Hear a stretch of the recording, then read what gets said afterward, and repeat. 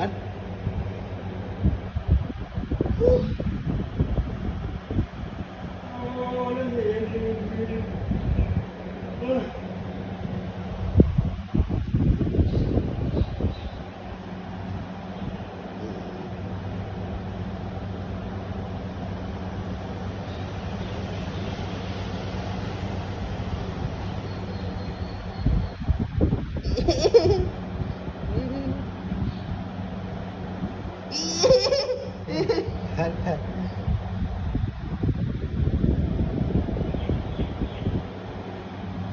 มันเห็นอะไรว่าตีน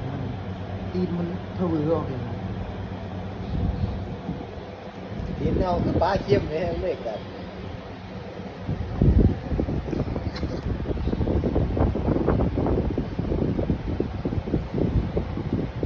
ตีนมันเอ็ดแง่งขึ้นเอ็ดก็คือขึ้นเลยบอก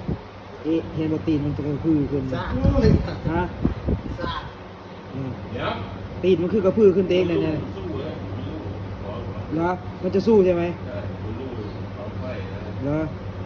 ดูเท้ามันด้วยนะดูขาหน้ามันนั่น